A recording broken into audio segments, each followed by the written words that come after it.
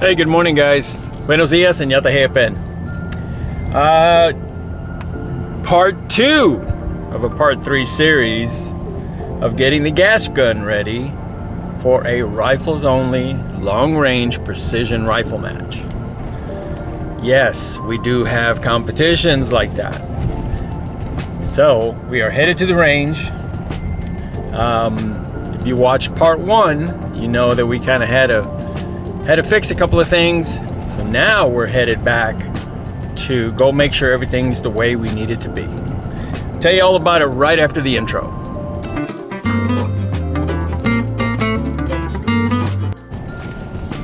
All right, guys, and welcome back. If this is your first time seeing one of my videos, welcome. My name is Oscar.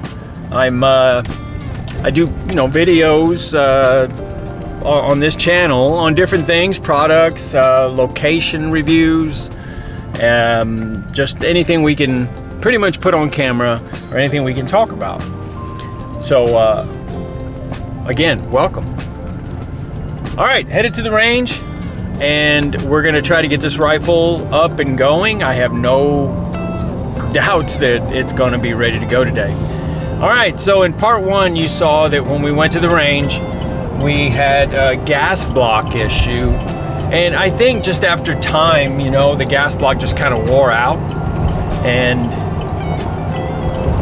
just wasn't performing the way it needs to. So we went to our good friends at Redbeard Gunworks out in Portland, Texas, and they hooked us up with another gas block, and these are adjustable gas blocks. So just to kind of go back a little bit, a gas block, so you have 2 different types of rifle platforms, right? You have your bolt gun, which is the bolt that you rack forward and back, or back and forward, and it loads the round, and you got to do that every time that you want to pull the trigger and shoot a round, right? That's a bolt gun. The semi-automatic platform is where you pull the trigger one time, and the rifle automatically feeds another, the following round. So basically all you got to do is keep pulling the trigger. That's what I'm shooting. Now, traditionally in these matches, you're not going to see a whole lot of gas gun competitors. It's just going to be the hard knuckleheads like me, and maybe a few others that we enjoy torturing ourselves with these gas guns. We call them gas guns. Hence the name adjustable gas blocks, because they operate on gas. Gas pushes the bolt forward and back. So an adjustable gas block will let you adjust the amount of gas pressure that's going through the system to load the next round. And you can increase the gas pressure, you can lower the gas pressure. It just kind of depends where you need it. And that's what I was not getting the other day when I went. So I had to go get a new gas block, and we're gonna go to the day of the range and test it. All right, guys, real quick, I got a couple minutes. I'm just about to the range, but I wanted to talk about a couple of things. So, because I know I got some friends that are thinking, oh my God, Oscar, what are you doing shooting rifles, in a competition? Some of y'all probably didn't know I did that. Well, I am what's called a sponsored shooter. Yeah, don't take it, all wow, look at that. Look at this dude. Yee-hee! Wasn't that pretty cool? That's wild. I never had that happen. Yeah, he just put a bunch of poison over us, but that's okay. So, competitions. Yes, guys, there are competitions around the country. The one that I compete in is called the PRS, or Precision Rifle Series. And basically, we show up, and you have these targets that you have to shoot within a certain time, right? This is a timed event. You have stages, and we'll have anywhere from, let's say, 6 to 8 stages or so per match. Some of the bigger national matches will have those, we'll have a 2-day match with about 10 stages each day. So each stage, typically you'll have 2 minutes to shoot a set amount of targets. Usually you're going to shoot 10 rounds. Each hit is a point, and you kind of get the idea there. And we shoot off of different props.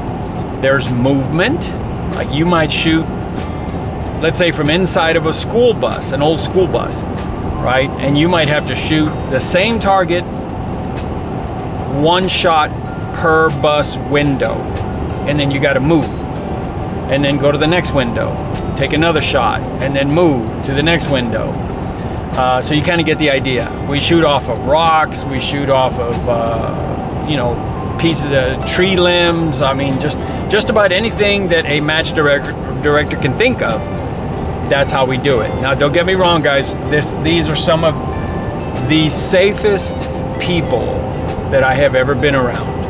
For those of you that maybe want to try it, I will highly recommend that talk to somebody that's in it. You know, message me, right? And I'll kind of give you the lowdown. But it's kind of hard because we all know each other, right? I'm going to go to the match tomorrow, and I'm pretty much going to know or recognize everybody that's there.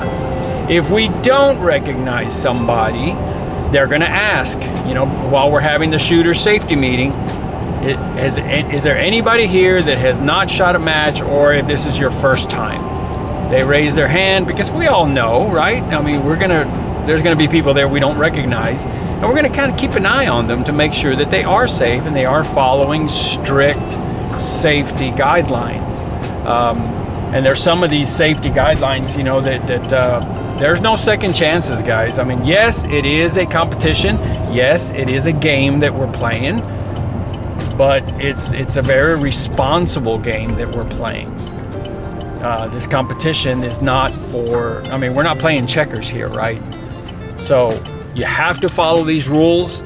We do have a disqualification system. If you break any of these rules, they're gonna ask you to put your stuff away, and you can no longer continue shooting the match, right? So just kind of depends what the infraction is.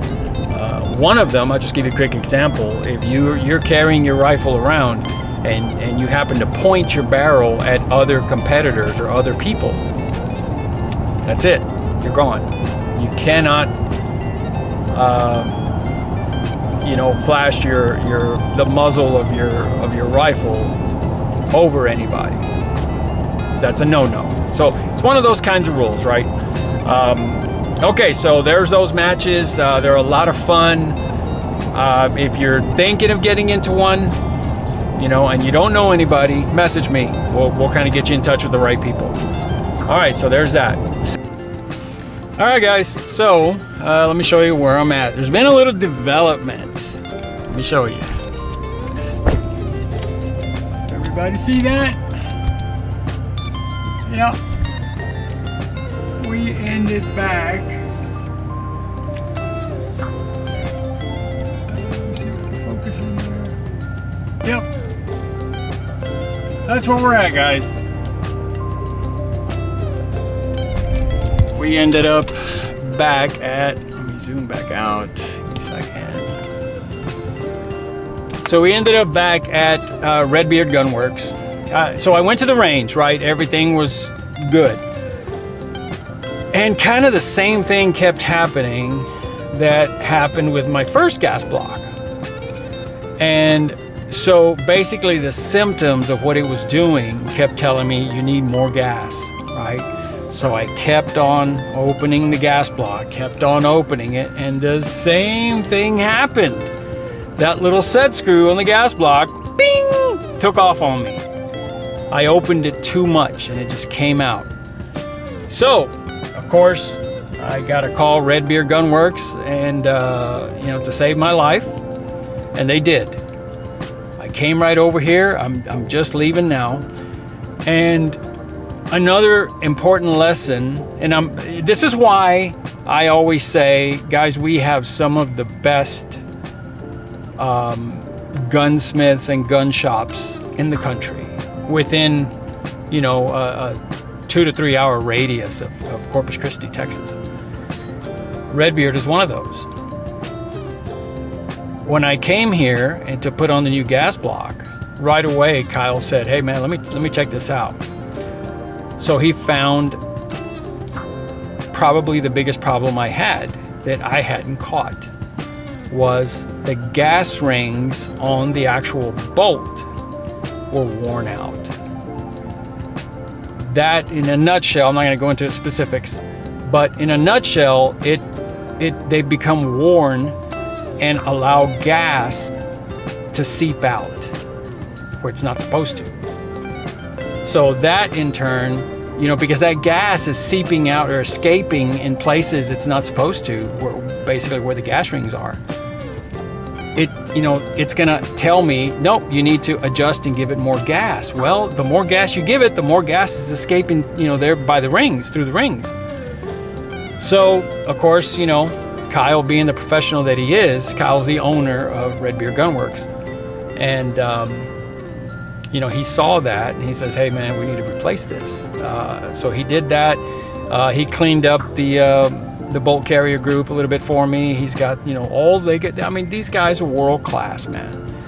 If you get, and I'm not just saying just with gas guns. These guys are, you know, they're the Yodas of gas gun as well as bolt guns. You need something done, this is your place. So, without going too much further into it, to Kyle and the guys at Redbeard, thank you. I am so blessed to have these guys within driving distance of me, where I can bring them a problem and they give me the solution.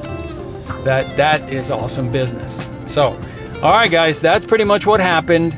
I think we're going to be 100% from here on out. They gave the rifle a good look over. That's what they found. They cleaned it up, put some new gas rings. We're set. Oh, and I had to buy another gas block because I lost the little set screw. It's gone. So now I think we'll be okay. Yeah, there's that. All right, guys, back to the range. We'll get with you when we get there. All right, guys, we're all set up at the range. Everything is set. We're going to be shooting, first of all, the 108 grain 6 arc. 5 shots, we'll get some speeds. We'll see what our group looks like, and then we'll change up to the different ammo.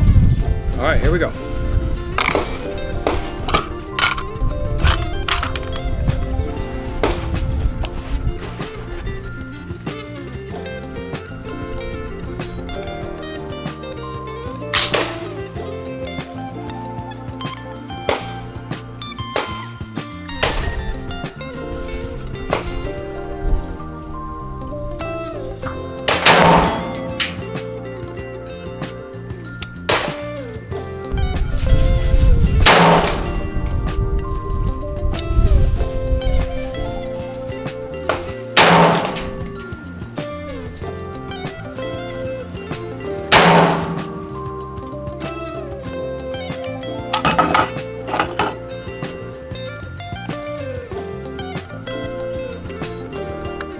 That's what we got, guys.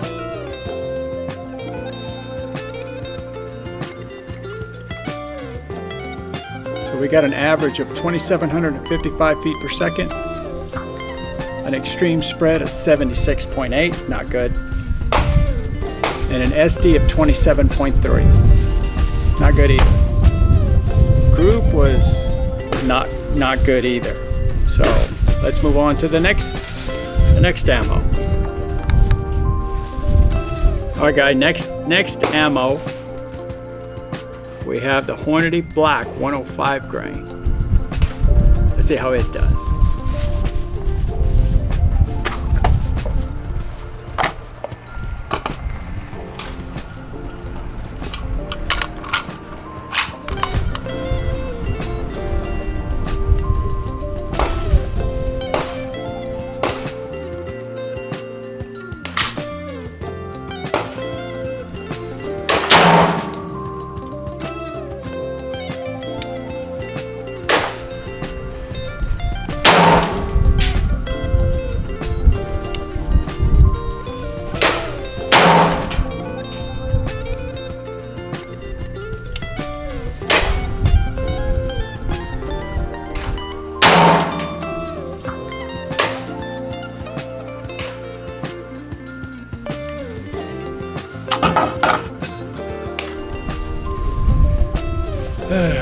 Alright guys, we have, and that's what we got.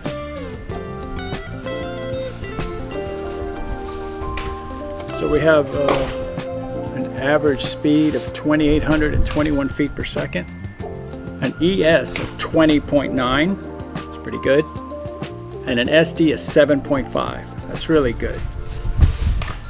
The group down there at 100 yards was not where I needed to be, but it's promising. So let me go one more string, see what we can do, and we'll go from there. Be right back with you. All right, now we're down to the last box. This is the new stuff, guys. This is the new 80 grain, the VL or EOD VT. So let's see what it does.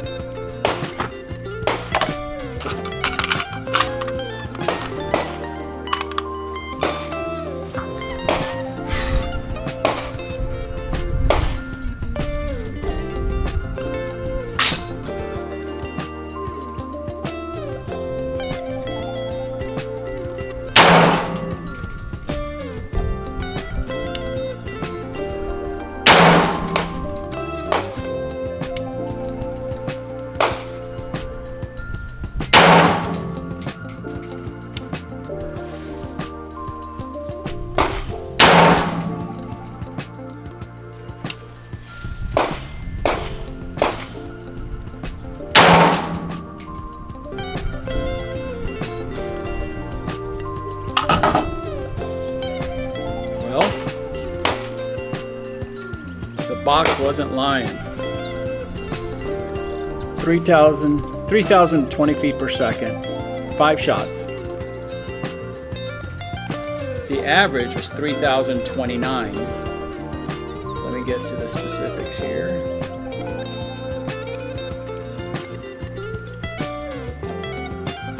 All right, so we got 3,029 feet per second as an average.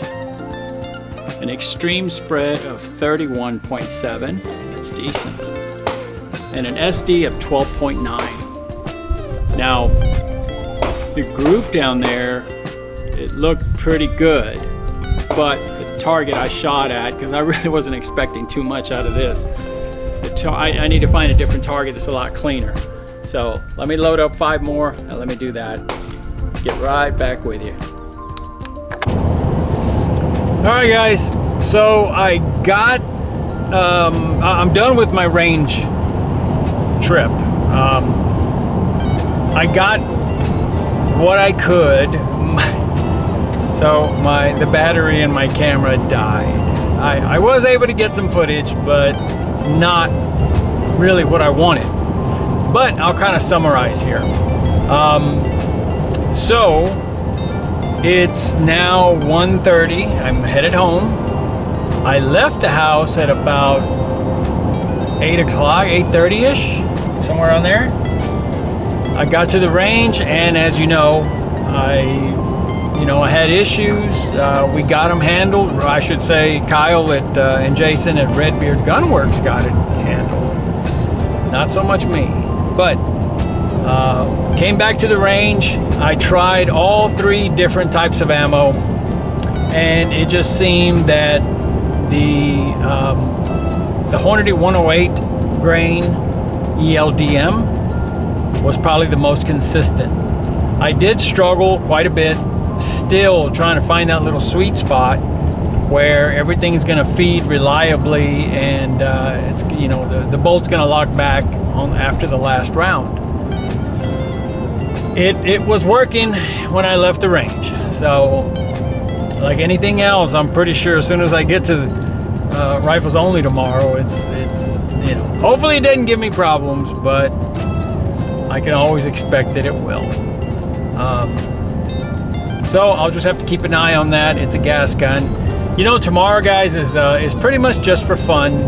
It's not really, it's a lot of South Texas bragging rights, and of course to see all the guys that I normally don't see at the other matches.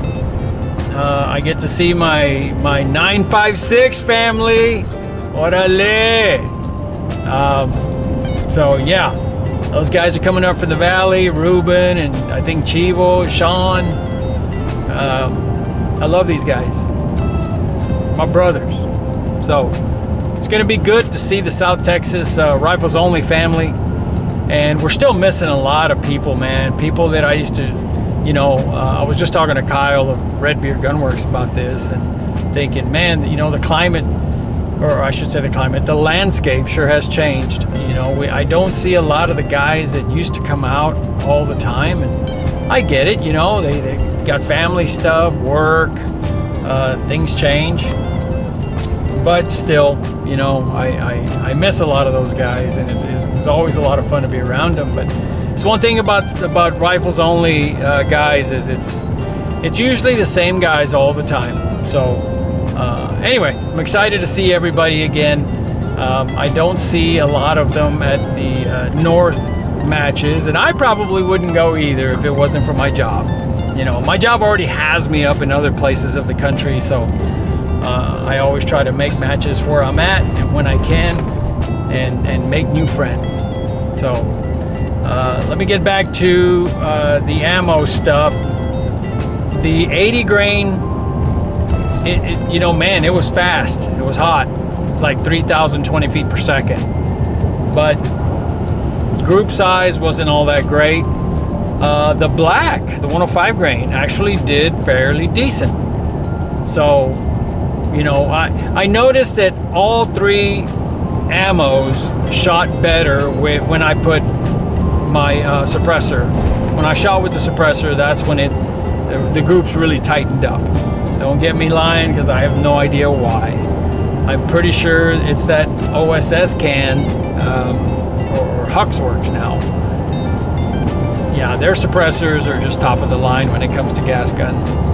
So I don't know, everything tightened up. I was happy with the 108 grain. I got plenty of it, so I'm gonna stick with that tomorrow, and then maybe next time I'm off, or maybe even Monday. Monday's a holiday. I don't know if the range is gonna be open or not, but I'd like to kind of get my 6 GT gas gun and the 6 Creedmoor gas gun kind of back up to running. So I've been neglecting the gas guns for a little while. Tomorrow the 6 ARC, hopefully, I don't care that I miss. I don't care that I'm, I don't finish so well with a gas gun. Man, a gas gun it's tough to shoot, man. It takes a lot. It's a lot different than a bolt gun. So I'm gonna go with it tomorrow. I'm very, very confident and very familiar with that platform. So we're gonna roll with it. Hopefully it doesn't give me problems. I don't care if I miss targets with it. I just don't want to fight the rifle. And by that I mean I don't want it to be jamming up. You know what I mean? I don't want to be having to fight equipment. I can fight wind and all that, and props and positioning. Okay, fine, that's one thing. But to be fighting your equipment, that makes for a tough day. So I hope I don't have that issue tomorrow. That's why I was out here today, getting everything lined up. And I think with the help of the guys at Redbeard Gunworks, I think we're good to go. So we'll find out tomorrow. All right, guys, this is the end of part 2, and part 3 will be the match tomorrow. It's gonna be a lot of fun. All right, guys, we'll see you at the next one. Orale.